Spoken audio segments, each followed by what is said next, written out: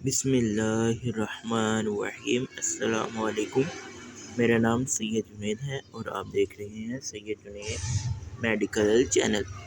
Video शुरू करने से पहले आप सबसे मेरी रिक्वेस्ट है कि मेरे चैनल को लाइक करें, सब्सक्राइब करें और बेल आइकन को प्रेस करें ताकि मेरी नई नई वीडियो आप तक पहुंच सके, मेडिसिन से रिलेटेड इंफॉर्मेशन आप तक पहुंच सके। तो चलिए, आज की जो मेरी वीडियो है पल्मोनॉल सिरप के हवाले से।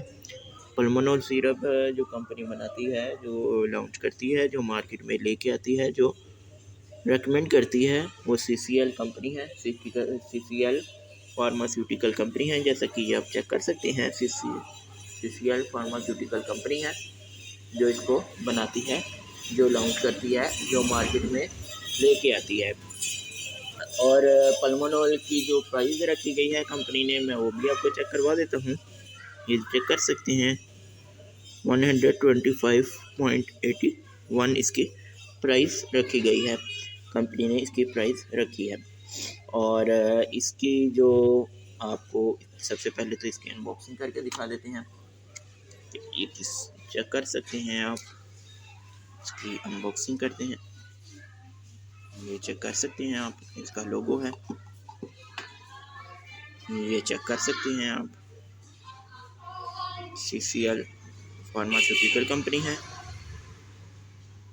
पल्मोनॉल ऊपर लिखा है, उर्दू में भी पल्मोनॉल कफ सिरप है, नीचे लिखा है 120 ml। ये चेक कर सकते हैं। अब चलते हैं इसके डोजेस की तरफ, इसको किस किस पर्पस में यूज़ कर सकते हैं, और उसके बाद हम इसके डोजेस की तरफ, फिर बेनिफिट की तरफ चलेंगे, यानी कि साइड इफ़ेक्ट की तरफ चलेंगे। तो चलते हैं सबसे पहले बेनिफिट यानी कि यूजेस की तरफ। तो यूजेस में आप इसको खांसी में यूज़ कर सकते हैं, मौसमी चेंजिंग हो तो उसमें खांसी आए तो उसमें यूज़ कर सकते हैं। उसके बाद अगर आपको नमूनिया हो गया है तो आप उसमें इसको यूज़ कर सकते हैं। उसके बाद अगर आपको खांसी आ रही है तो उसमें आप यूज़ कर सकते हैं। उसके बाद अगर आपको बहुत ज़्यादा पुरानी खांसी हो चुकी है तो आप उसमें भी इसको यूज़ कर सकते हैं। उसके बाद अगर आपको किसी भी किस्म का इन्फेक्शन की वजह से खांसी आ रही है तो आप उसमें इसको यूज़ कर सकते हैं। उसके बाद अगर आपको कोई इन्फेक्शन होता है यानी कि लंग्स वगैरह में, तो उसमें भी आप इसको यूज़ कर सकते हैं। उसके बाद अगर आपको इन्फेक्शन हो जाता है जिसकी वजह से खर खर की आवाज़ें आना शुरू हो जाती हैं, रेशा आना शुरू हो जाता है, खांसी के साथ बलगम वाली खांसी आती है, तो आप उसमें भी इसको यूज़ कर सकते हैं। उसके बाद अगर आपको सांस की नालियों में आपको बलगम वगैरह आती है और सांस सही तरीके से नहीं आता, तो आप उसमें भी इसको यूज़ कर सकते हैं। उसके बाद अगर आपको सांस सही तरीके से नहीं आता तो फिर आपने नीम गर्म पानी के अंदर 2 चम्मच इसको डालने हैं सिरप के। तो 1 से 2 घूंट आपने पानी लेना है, नीम गर्म कोसा पानी लेने के बाद उसमें आपने इसको 2 चम्मच डालने के बाद अच्छी तरह मिक्स करने के बाद आपने पी लेना है। तो उससे ये है कि आपकी जो नालियाँ हैं, जो सांस की नालियाँ हैं, जो सांस की नालियों में रेशा वगैरह आ गया है जिससे सांस नहीं सही तरीके से लिया जा रहा, तो आप उसमें भी इसको यूज़ करेंगे। उससे यूज़ करने का ये फ़ायदा है कि आपकी जो रेशा वगैरह है सांस की नालियों में, उससे ये है कि आपकी नालियाँ साफ़ हो जाती हैं। और उसके बाद आपने परहेज़ ये करना है कि आपने ऑयली चीज़ों का परहेज़ करना है, चावल का परहेज़ करना है। उसके बाद आपने दूध दही का परहेज़ करना है। उसके बाद ऑयली चीज़ों का, तली चीज़ों का परहेज़ करना है। उसके बाद आपको फ़र्क आना शुरू हो जाएगा, खांसी में भी फ़र्क आना शुरू हो जाएगा और उसके साथ बलगम जो सी आ रही है उसका भी फ़र्क होना शुरू हो जाएगा।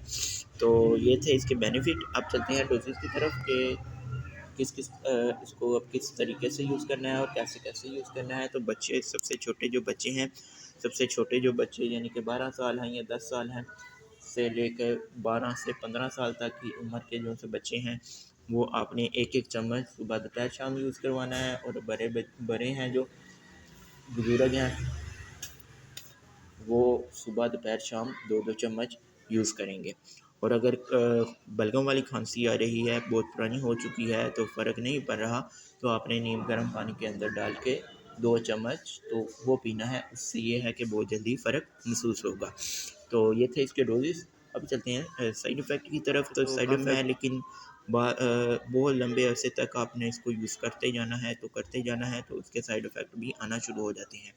जैसा कि आपने एक ओवरडोज यानी कि रोटी है तो रोटी एक लिमिट तक होती है, लिमिट से ऊपर लेंगे तो आपकी उसको में भी फूड पॉइजनिंग होना स्टार्ट हो जाएगी।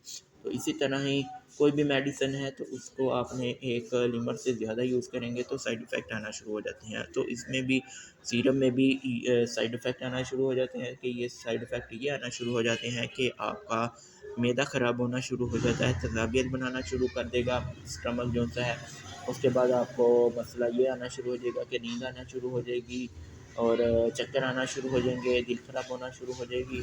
उसके बाद आपको मसला ये आना शुरू हो जाएगा कि आपका जो कमज़ोरी वगैरह हो जाएगी वो होना शुरू हो जाएगी, कमज़ोरी होना शुरू हो जाएगी, दिल ख़राब होना शुरू हो जाएगी, चक्कर आना शुरू हो जाएंगे, नींद नहीं आएगी। तो उसके बाद मोशन आना शुरू हो जाएंगे, पेट में दर्द रहना शुरू हो जाएगी, जिस्म में दर्द रहना शुरू हो जाएगी, कमज़ोरी होना शुरू हो जाएगी, सांस चढ़ना शुरू हो जाएगा। तो ये थे इसके साइड इफ़ेक्ट। वीडियो अच्छी लगी हो तो लाइक कीजिएगा, सब्सक्राइब कीजिएगा और बेल आइकन को प्रेस कीजिएगा। होती है नेक्स्ट वीडियो में मुलाकात। और अगर किसी चीज़ की समझ नहीं लगी तो कमेंट करके बताइएगा, आपको प्रॉपर गाइड कर दिया जाएगा।